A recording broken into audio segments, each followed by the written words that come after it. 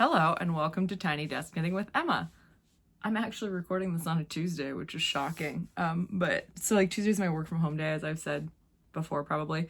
And I usually go for a run like in the mornings on Tuesday. But today it's so nice outside but it's like cold still in the morning. So I was like, well, I think I'm gonna wait till lunchtime to go for a run because it'll be like shorts weather, and it's really nice to run in shorts weather in March. It's just like one of those, I know I'm gonna be sick of this in 5 seconds, but for now it's good. So I have my smoothie.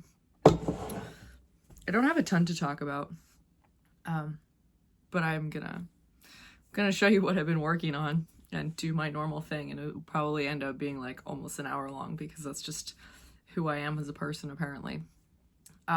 So I'm wearing a sweater, and I think it's called the rose hip sweater. I was gonna say I have no idea what it's called, but I have the book where the pattern exists, Strands of Joy by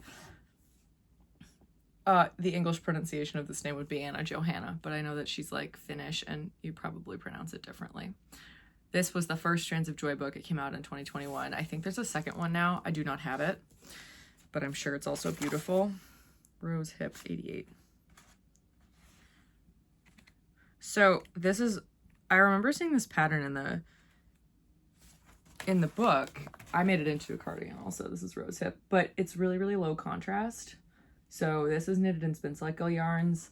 I think the body is knitted in Spin Cycle Wilder, which I don't actually know if that yarn still exists. Maybe it does. That's cool. And then the color work yarn, the contrasting color, is in Spin Cycle Dyed in the Wool, which is their famous fingering weight barber pull yarn. So I just thought that the motif was really striking, and I just was like sad that I couldn't see it properly in the like photo that was included in here in the design. So like that's a designer choice. That's fine. You could knit it. She could have knitted in 14 different samples and it would have looked really different in every single one. But I wanted to knit it in high contrast, just so that you could see like the motif is really intricate. And I was like, well, all of that is gonna get lost if I did like low contrast, color work. So I wanted to knit it in high contrast color work. So I knitted this in Juniper Moon Patagonia for the main color, and John Arben Yarnadelic Sport Weight for the contrasting color. In, oh my gosh, Canto de Osana, I think was the name. I think so. It's like the darkest pink. I'll write it in the show notes because I'll do that research. You can get John Arben at the Woolly Thistle. You can get Yarnadelic at the Woolly Thistle specifically. If you want, I am, as I always say, hopefully, I'm an affiliate of the Woolly Thistle because they love woolly wool as much as I do, and they're also just like the best. So you should shop there. And my affiliate link is somewhere up there. If you click it, I get a small kickback at no cost to you, and that when you buy something. So that's really helpful to support my channel. So if you want woolly wool and you're in the States, that's a great place to get it. And if you want a dupe of Juniper Moon Patagonia from the Woolly Thistle, I think it's really similar to the Studio Donegal Darnie yarn, which is also like a super high yardage fingering weight yarn. Juniper Moon Patagonia is actually marketed as DK weight yarn, but I do not think it is DK weight. I mean, I guess you could knit it at a DK weight gauge. Like I once tried to knit it at a fingering weight gauge. In fact, it was this exact sweater quantity and it didn't work. So because I couldn't even get needles small enough to do it. So I think it's like a sport weight yarn, but it's woolen spun yarn. So to me, it just didn't work at tighter gauges. I'm sure for others that might not be true. I'm a really loose knitter because I don't tension the yarn around one of my fingers. But I find that it knits up really nicely at like a 20 to 24 stitch gauge, more like 22 stitch gauge. So I'm not sure if I had to size down in the pattern or something because I needed to knit a smaller size to get the sweater to fit, but I don't think that was true because it's the Spin Cycle yarn wilder as a sport weight yarn. And so I think I probably just knitted it to pattern and it was fine. It fits great. Again, I made it into a cardigan by adding a steek, which is not written in the pattern, but I did do a video about how to do that, which I'll link in the show notes if you want to check it out. Like, if here's a colorwork yoke sweater that's a pullover, here's how to make it into a cardigan with a steek. You can pretty much do it for any pattern. So that's available to check out. I think I recorded that video like 3 years ago, but it's the process hasn't changed. I do sort of wish that I had added like more buttons to this, but I've always thought, like, you know, if I ever had just like a bunch of time and I didn't have anything to do, like if I ever like got sick and needed to like hang out for a long time and couldn't really do much, I would add snaps in between the buttons to this, because I think that would just stay closed better. Like, this is one of those things where, like, I'm like, why did I even knit a cardigan? Because I always wear it closed. Like, my mom once knitted a cardigan and she sewed it closed, but the buttons look cool. So I guess it's like the buttons are a design choice, and also it doesn't, like, it kind of flops if it's here. So I usually button at least 2 buttons, but I wear usually like a gray or black t-shirt underneath, even though this gray is like a cooler gray than the yarn. It's fine. But I do like this sweater. I think it's fun. Yeah, I wear it. It's comfortable. It's the season where I like put all of my thicker sweaters away into my cedar chest and pull out all of my thin vanilla sweaters, because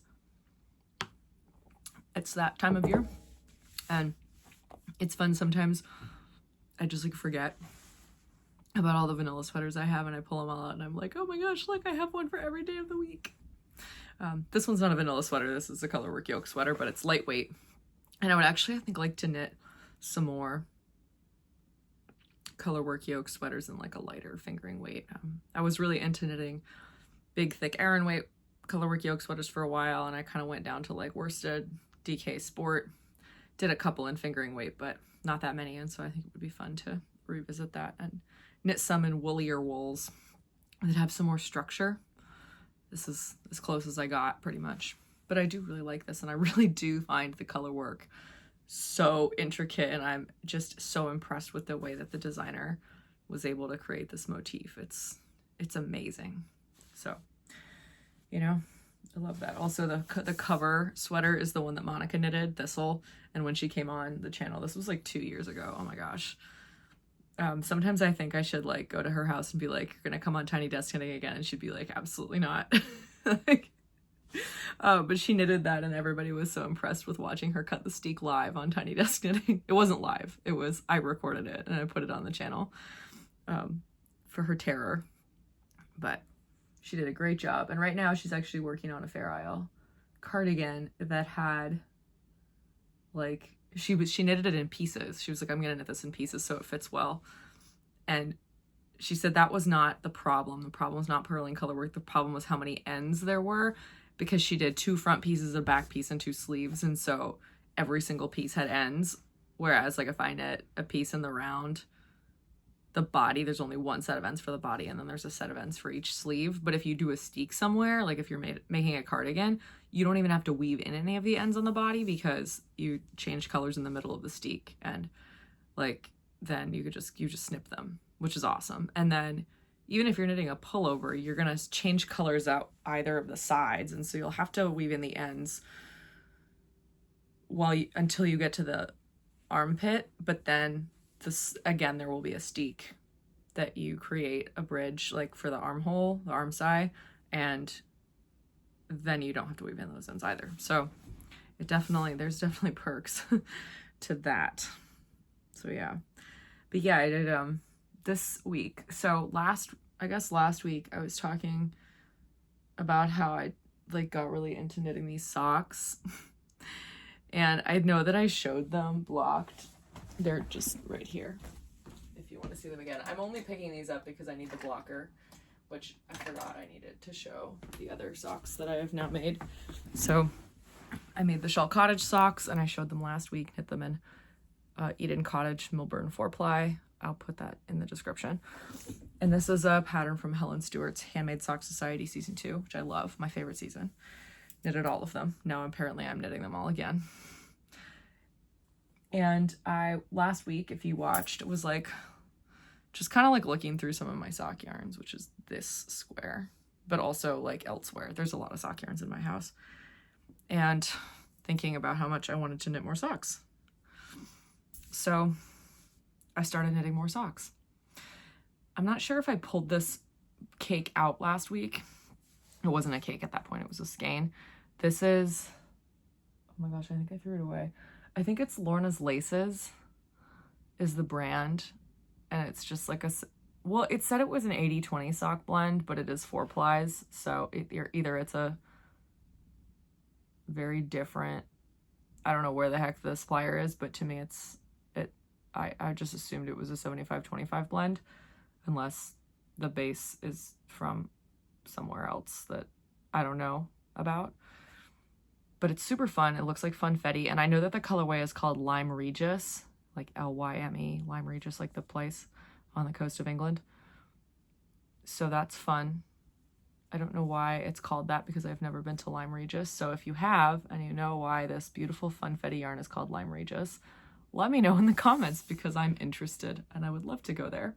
So I picked this yarn, and I picked a contrasting yarn that just like, I found like a little nubbin of it in my bag of random yarns, and I actually don't know where the nubbin is. I think it might be downstairs on the couch because I was working on the heel last night for the second sock, but I decided to knit, and I'm gonna put it on the blocker so you can see because one of the socks is done. I decided to knit Helen Stewart's Magnolia socks, which are from the Handmade Sock Society season 1. So I had knitted a couple of pairs. This is what it looks like. I'll just show you. I'd knitted a couple of pairs of socks from that season. So this looks really fun. You can't totally see what the pattern looks like. You can see the tiny little mock cable and then the real cable here. And then across the top, I'll just show you the second sock. It's like this little lace pattern that kind of looks like a heart, which is really sweet. I actually think it's really cute. Put it on my hand so you can see. Oh yeah. So this is just showing like the little heart pattern or flower or whatever you think it is. The cable here is knitted, you're knitting through the back loops for all the stitches every time you knit this 4-stitch motif, like even when you're not doing the cable, so that the cable is like really, I don't know, pronounced, I guess, is more prominent. It looks like it creates a little more texture to have the stitches knitted through the back loops, as you can probably tell. I did not knit TBL for the ribbing, which it did call for. I just didn't feel like it, and I didn't think it would really matter. So these socks are, again, I've just been like knitting shorter socks than patterns call for, just because I'm like, oh, sometimes it's nice to have like a shorter sock. I don't know. Who cares? You can wear it for a warmer season. They take less time, they take less yarn. So normally I've been knitting like, these ones had 40 rounds between the cuff and heel flap. There was like, I think I did 12, like a 12 round rib, and then 40 heel flap, and then like normal. Obviously you can't knit the foot shorter unless you're knitting it for a smaller person. The only thing that I wish I had done on these socks is add, like you can see here, there's a purl between the last motif and the stockinette, and here there's not. And I wish that I had started with a purl stitch. Although I don't like actually starting with a purl stitch, so what I should have done is knitted the first stitch of the, or the last stitch of the bottom needle as a purl. That's what I should have done, but it doesn't really matter. Not super beat up about it. Love these, super nice, super soft. Probably won't keep them because I have 50,000 pairs of socks. As you might imagine, I just knit socks all the time. I just have a lot of them. I give them away as gifts, usually. Especially because I kept like the first 20 pairs that I made, and I still have them. None of them have holes, knock on wood. So, really enjoyed the Magnolia sock. This isn't blocked yet, but yeah. So I love the like kind of strawberry lemonade. That's what I call this random contrasting yarn that I dyed. I've used it, what did I like initially? Oh, I did make socks with it. I did dye it to make socks, and I knitted a pair of vanilla socks, and I think that was like my first cut-in heel that I did. The heels and the heel yarn really did not match the regular yarn, but I didn't care. I think I probably still have them somewhere, or did keep them. But I've been using them as just like random bits and bobs in random places because I had a lot left over. But yeah, I hope I can find it because I have to knit the toe of the last sock and I'm like, don't know where the ball of yarn went. But I had it last night, so the only two places it could be are somewhere in my room or down on the couch where I was knitting last night. So it's somewhere. It's in my house. I will not rest until I find it. So I've been thinking about, yeah, just like knitting more socks because that's what I want to do right now. Like, yeah, sometimes I work on sweaters. I have the this as a kind of vanilla-y project, the Traveler hoodie that has been growing. Again, I should probably block it because I think it's gonna grow. I know the stitch pattern grows quite a bit when you block it. Like you can see how much stretch it has because it's like an elongated garter stitch. So I think I probably should measure this so that I can. Is there a measuring tape in here? Oh, there's one. Here, let's find out. I love doing live measurements. Isn't it fun? So unblocked, we are looking at, I always tell people to measure things on a flat surface. So I try to take my own advice, although this is all like bunched up under itself, so it's not really flat. Okay, flat. This is, oh wow, this is like 11 inches, so I really need to stop knitting and block this. Well, that's great. I'm glad that I figured that out. So that's gonna go on a barber cord basically immediately to be blocked. What I should do, I probably won't do this because, well, now that I've said it, maybe I will. I kind of need that needle, that 24-inch needle, to knit the last sleeve on the Svensson sweater. So what I should do is like soak that today and like lay it to dry, and while it's drying, knit that second sleeve of Svensson, have that done, knock that out because it needs to get done because it's the last part of Svensson well, and then I have to deal with the body, you know, figure that out. So that's fun. But anyway, we'll cross that bridge when we get there. I have a plan. I promise. So blue sweater needs to get blocked clearly, and I need to knit the last sleeve of Svensson. And also I need to knit the rest of the body of Svensson. So what I probably should do, I'm talking myself through this. It may or may not really happen. What I probably should do is block that body, lay it out, literally forget about it until I finish the Svensson sleeve and then the rest of the body, whatever is wrong with it. And then I can go back and knit the rest of the Traveler hoodie. That's what I should do, because then I'm like project blocking myself.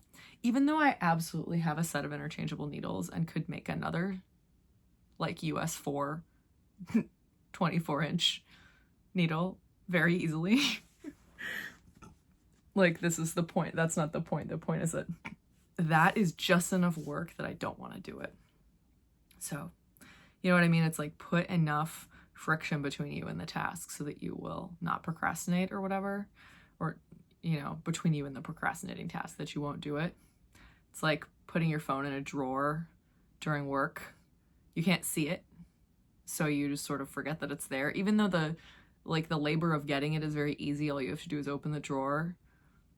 You don't often do it because you just, it's out of sight, and so you're like, yeah, that I can't do that. It's like one of those. It's adjacent to that. So super fun. So yeah, I really want to knit more socks. See, I said that this was going to be a short episode, and it's already been 20 minutes because I've been talking about basically nothing.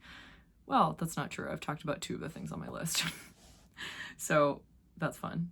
But I want to knit like more socks right now. So that is, yeah, like, and I think that right now I want to knit some more Helen Stewart socks just because they're so pretty. And I'm just really enjoying them. And one thing that I remember from knitting, I think I said this 10 minutes ago, but maybe I didn't. The reason that I didn't knit more of the socks from the Handmade Sock Society season 1 was because some of them had cables that like I actually needed a cable needle for. And that really like just wasn't interesting to me, I guess, like back then, 4 years ago. Wow, 4 years ago. When 4.5 to 5 years ago, when I was first knitting these socks. I just really didn't want to find a toothpick and use that. I just was like, that is too much. Like, that is a block in my brain, and I do not want to go down that road. And this is one of those things where I've said this before and I'll say it again, like, your brain might want to block something for a time and then just decide that it doesn't care anymore. So when last week I went to some of Helen Stewart's patterns and I thought, well, I just knit that one again. Let me try knitting one I haven't knit yet. I went to season 1 and I was like, those are so pretty. Why have I never knitted them? And I looked at the pattern and I thought, oh, that's because of that cable. And I said, you know what? I'm a good knitter. I'm a good sock knitter. I've knitted like hundreds of pairs of socks. Let's do it. Like, who cares? Like, let's just bite that bullet. Like, what? It's every 8 rows. Like, that's really not a big deal. So I decided to do it. And at first I used a toothpick, but I didn't have any toothpicks that were pointy at both ends for some reason. I only had, like, all of my toothpicks have like a flat edge, which is weird. So I used that, and then I used a tapestry needle. And then at some point I actually did realize I could do it without a cable needle, and I was like, okay. So that changed the game. Like, I usually cable without a cable needle, but I also usually use woolly wool to knit. So yeah, it's like easier. So with the sock yarn, it's really like the loops are just so small, and I'm like holding on to them while I'm slipping the other stitches, and the stitches are all twisted, and it was like, okay, but I did it. And then there was only like one where I like significantly like dropped a stitch, and it kind of freaked me out, and I had to like get a tool to fix it. But well, yeah, so it's been good. I've been enjoying it. I actually kind of look forward to the cable rounds. I'm like, ooh, this is fun. So I think I'm gonna knit more of Helen Stewart's socks. I would like to knit as many of the patterns as possible, I think, just for fun. Also knitting my own patterns, so that I think I just need to follow the like urges right now. You know what I mean? I've said this before. Again, I think it's just knitting has to be rewarding for you. And so following my own, like, this is what I need to do, like the neurons are firing here, I'm gonna do that because this is for me. And as I don't know if I've said this before, my therapist keeps saying I need to have more goal or fewer goal directed hobbies. Like, obviously knitting is a goal directed hobby, but I have sort of almost made it into a less goal directed hobby by like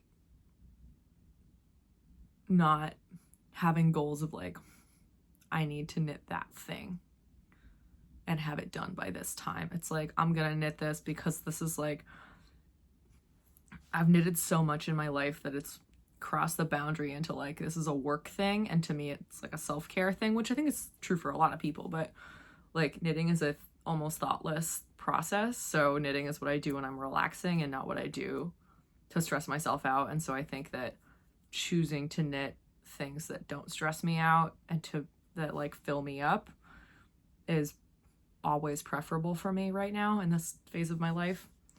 So that's why I do that. And so that's why I'm like, yeah, okay, for right now, clearly what I want to do is knit more of these socks.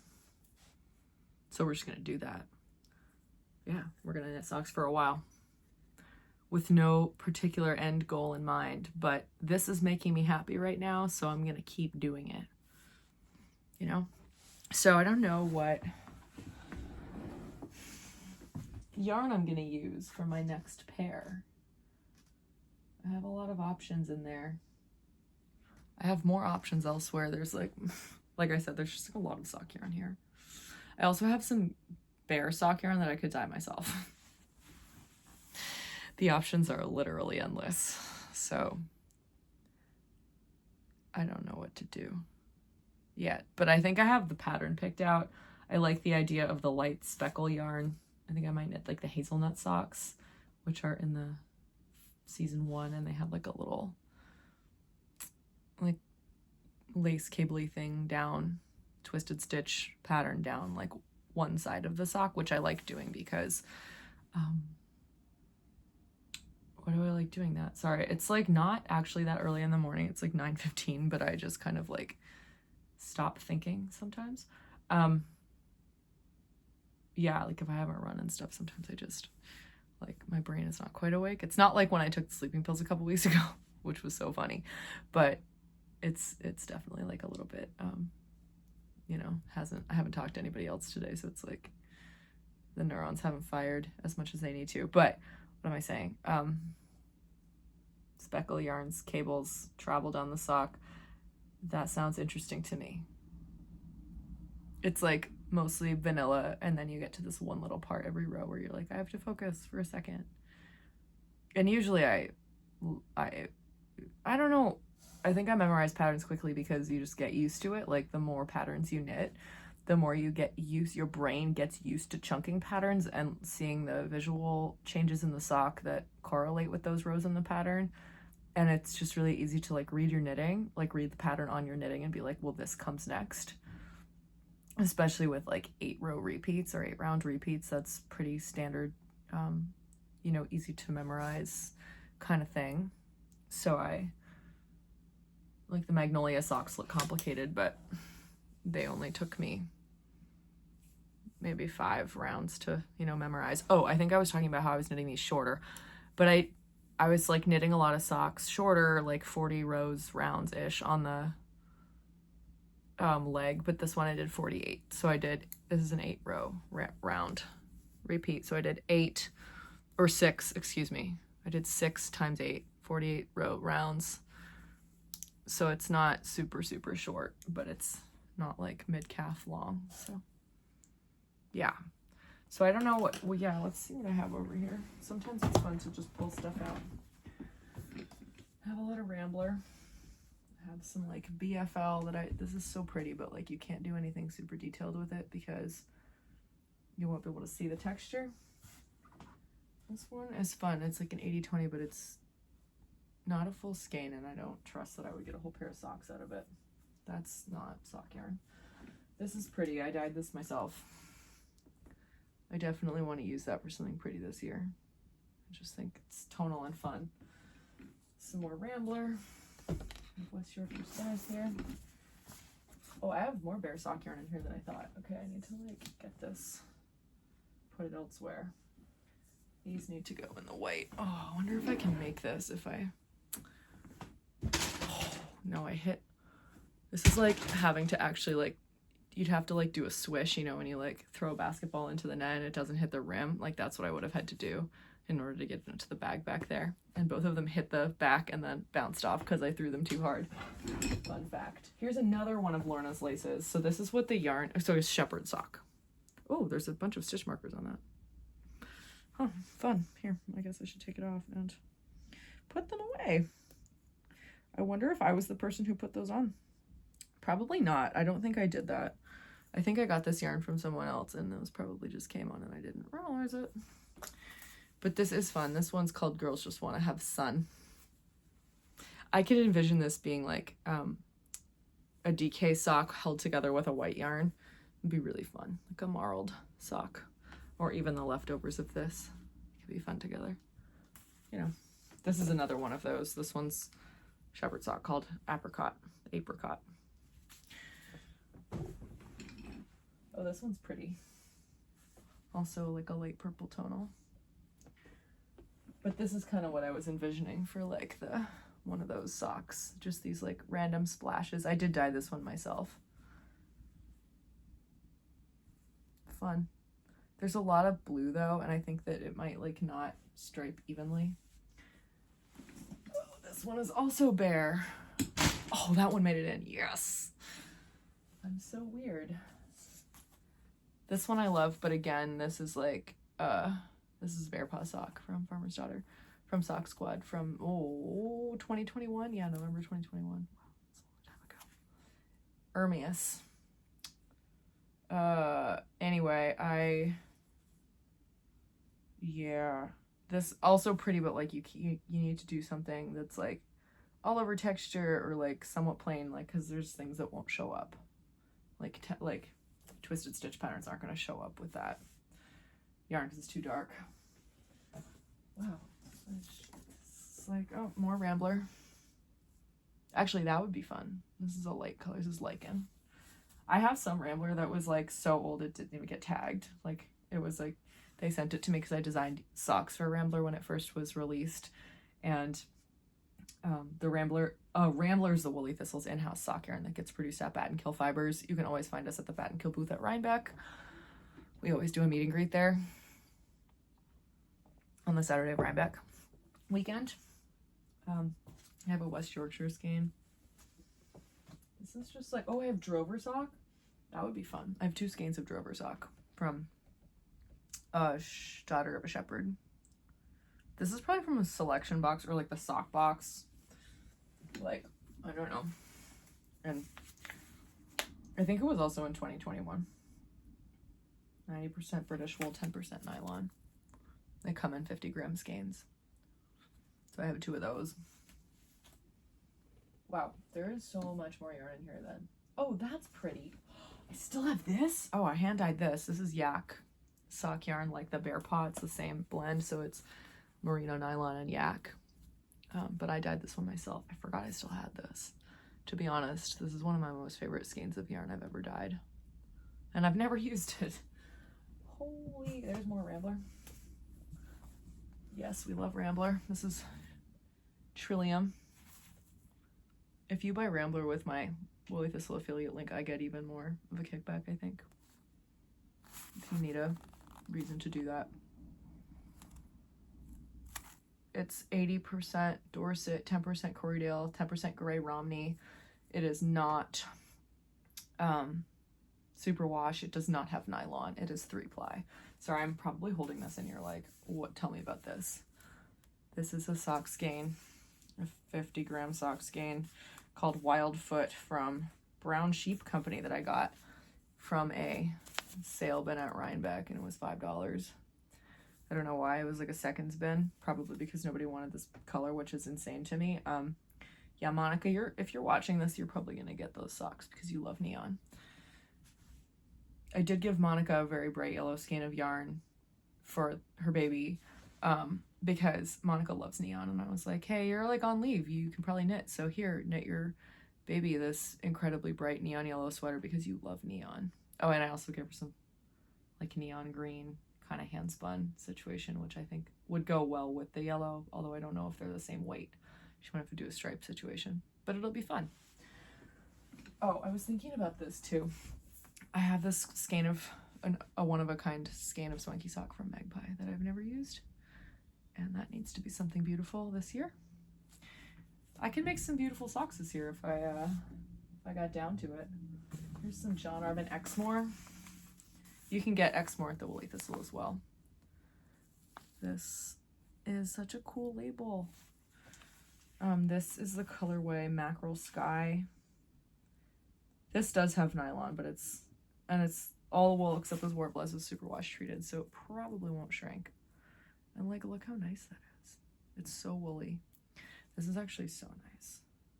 I want to knit with this like yesterday. I have this neon skein too. This is a skein of Fluffy U Fiber Farm sock yarn with sea cell fiber as the strong thing, which I think is like made out of sea plants. Someone told me this like via this channel once, like through a comment, and that was really cool and helpful because I didn't know that, and I clearly didn't take the time to Google it, so thank you. Yeah, oh my gosh, there's Kelborn Woolens Perennial. See, these boxes are really deep, and like I just forget. Oh, this is pretty. I dyed that some time ago. I wish that I had written it down because it's pretty and I would like to recreate it. Yeah, there's just like a bunch of hand-dyed stuff. I have 2 skeins of this hand-dyed. What is this? Oh, I didn't know I had another 50-gram skein of this yak that I dyed. I use it for heels and toes, and there's another skein, so that's really useful to know.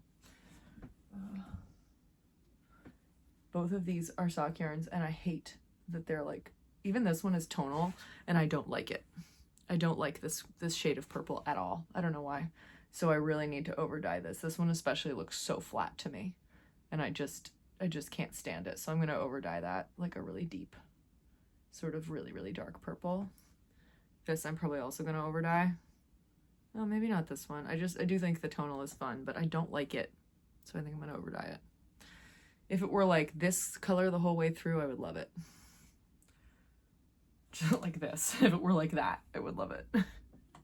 This is probably exactly what this is. This is just an overdyed version of this. So they should all look like this to me. Anyway, there's a bunch of sock yarn. I'm gonna keep this one out so I can overdye it. So I remember to overdye it. There's like fun stuff in here too, like that. This is like nitpicks. Fingering weight, static. I think it's just Felici or Stroll, but it's funky dyed in the colorway Cameo. So I'm gonna put these back. Yeah, so there's a lot of sock yarn in my house and many socks in my future, at least the near future.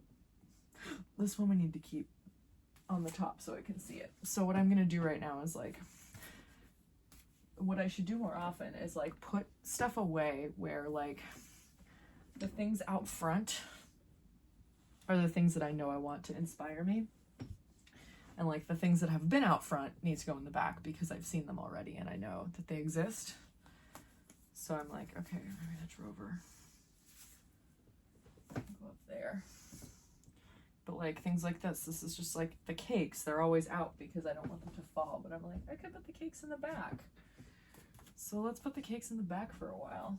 I'm sure I'll completely tear this thing to shreds again soon, looking for more fun sock yarn inspiration.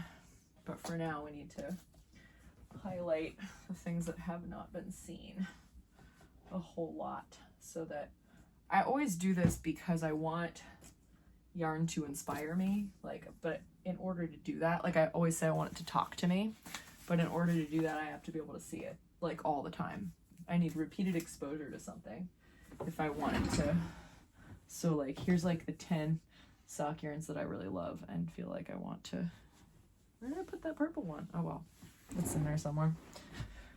So those are the yarns that I want to be talking to me right now so that I can be inspired by them. So yeah, I did some spinning this week too, which I'll show you. Oh my gosh, I spun 3 skeins, or actually 2 of the skeins I basically just plied, but one of them I put them outside to dry and I left them out there for like 3 days, which I probably shouldn't have done. One of them is gone. Luckily it's one of the blue ones, like the blue, it's these, and I have tons and I still have more, so like it wasn't like a super precious like bump of fiber that I like now don't have. But like I'm not sure if birds took it because they just kind of drape it over the back of chairs, so like I could envision a bird taking it, like a big bird coming to take it for like a nest. But I think more likely my neighbor's dog like jumped. He comes into our yard all the time. We find his balls, like his tennis balls in the yard, and we know him and that's fine. We're like good friends with our neighbors. But I think Phoenix might have jumped over the fence and like taken it into his own yard or house, and Matt, my neighbor, is probably like, what is this? So like I'm not upset. I think it's actually just funny. Like it's my own fault for putting the yarn there. So like, what am I gonna do? I'm one of those people who really like, if I do something and it's stupid, sometimes I get really mad at myself. I'm not really even that mad at myself in this situation, but sometimes I get mad at myself, but like I know it's my fault and I was stupid and like it's a mistake. And I say this all the time to my students. I say you win or you learn. Like, so I do learn, like don't do stupid things. Like sometimes things happen that are outside of your control, but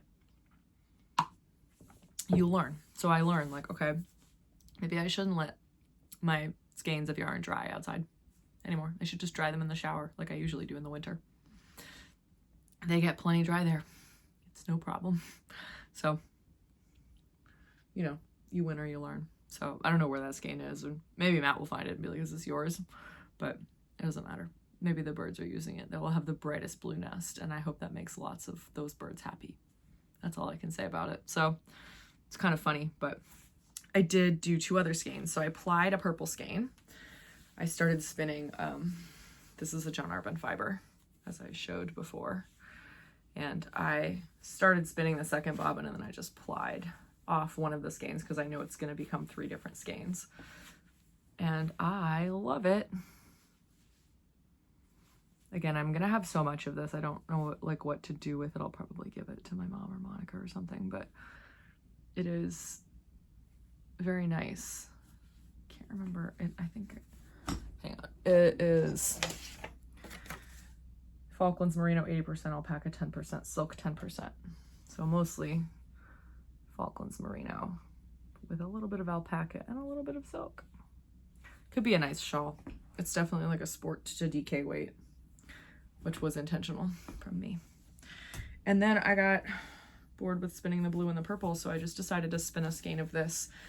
This is Cheviot wool that I got at Spinner's Hill in at Rhinebeck. Spinner's Hill is, they have fiber and beautiful fun colors, and they have a couple or 3 or 4 different breeds.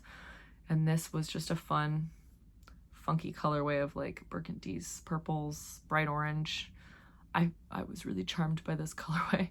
I used some of it to do something else, like to make a smaller skein of yarn plied with another thing, just for fun.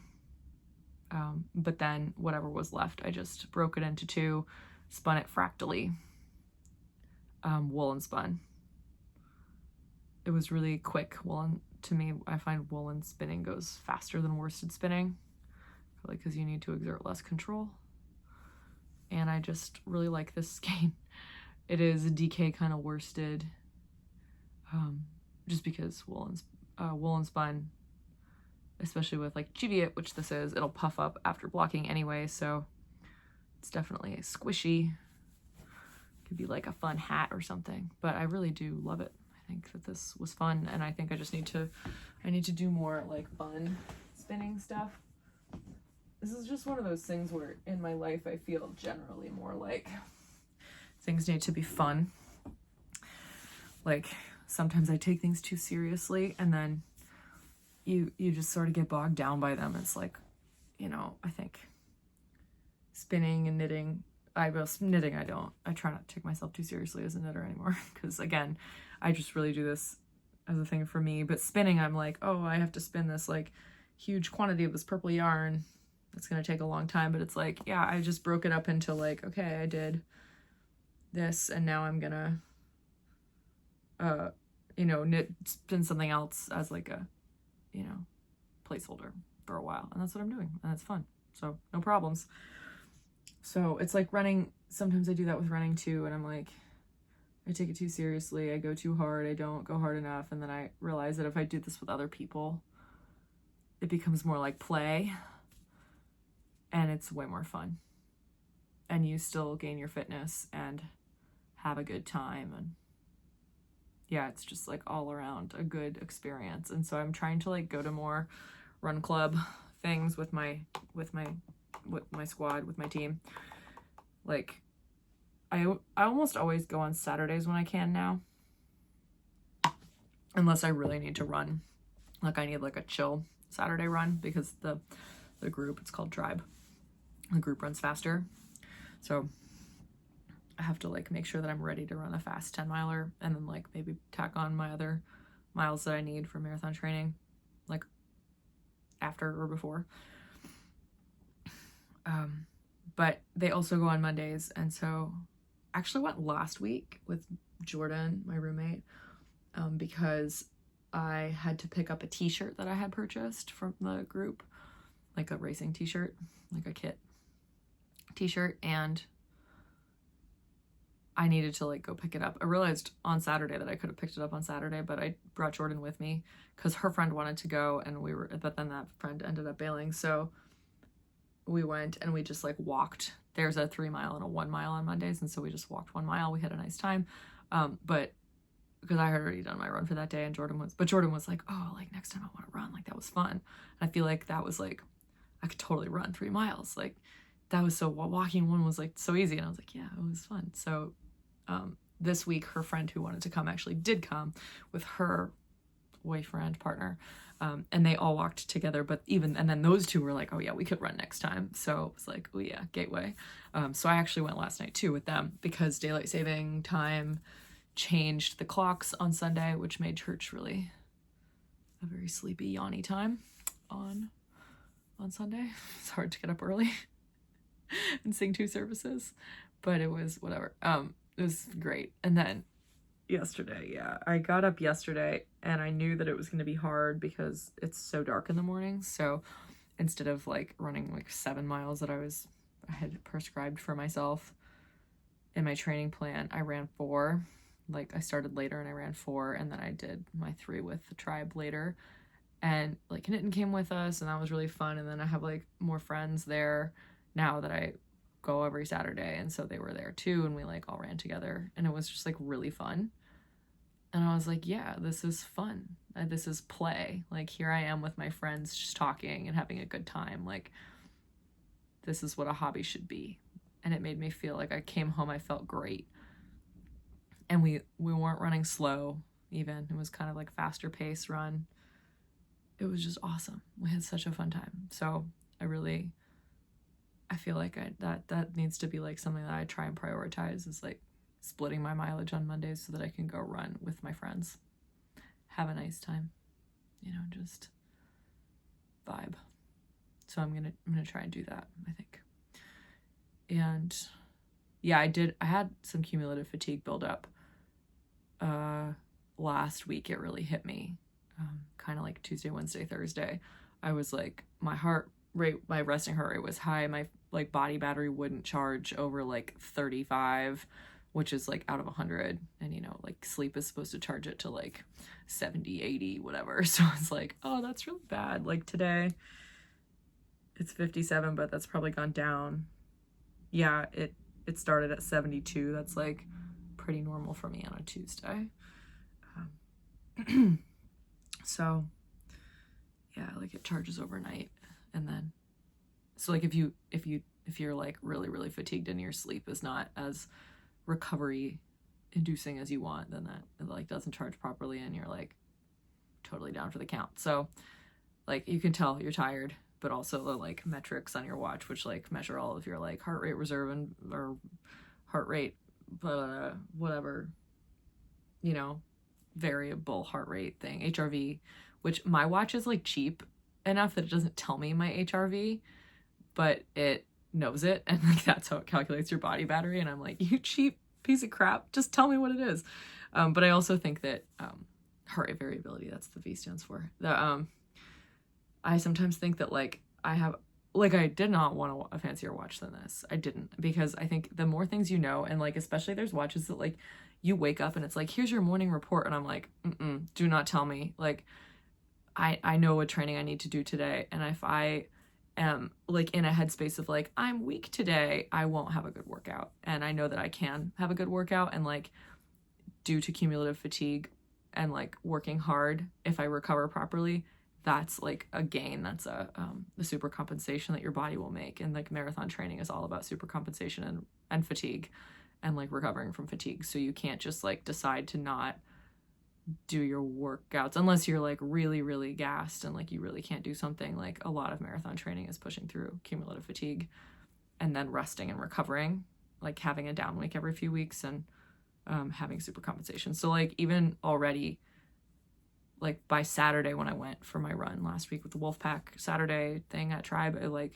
I could run totally fine with the group at a faster pace than like I would have been able to run 2 weeks before even, probably. So I was tired afterwards, but on the whole it was a good experience. And so as long as you're making time for rest, if you're going to do super compensation kind of stuff, it's okay to do that. I think sometimes I don't want to be like I did this by accident. I did not do a super compensation on purpose. I didn't cumulatively fatigue myself on purpose, but having experienced it, I'm like, okay, well, as long as I like noticed it, recovered, didn't do the overtraining so hard that I like overcooked it like massively and then had to recover for 3 weeks, it was okay. So that's good. Anyway, yeah, it's warm outside. I'm gonna go for a run at like noon.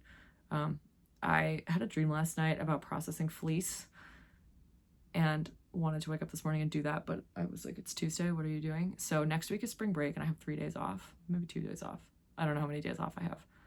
I won't be at work at all though. So like I'll be able to work from home. Work will be very light and chill, and I will probably take some time to process some fleece because I have a bag of clean fleece that I need to process before Maryland Sheep and Wool, when I will get at least half a new fleece, because Molly and I always get Archie. So I'll probably get Archie, so I'll have like half of Archie, and then I'll also have Like I might get another fleece. So just for fun for me. So that'll be a good time. And yeah. Yeah, so I'll probably also knit a lot next week because I won't have to go to work. So I'll like run, come home and rest and knit and process wool, and maybe also clean my house. Maybe fix my spinning wheel that's still not in working order because the wheel keeps moving back and forth. But I know somebody told me that you could fix that, and I like looked it up and there is a way to fix it. I just need to like use a Allen wrench or something to get the bolts out to be able to make the correction. I might also need Knitting's help. That seems reasonable. So I think that's all. So thank you for watching. Like I said, 50 minutes. Look at that. This has been Tiny Desk Knitting with Emma. Bye.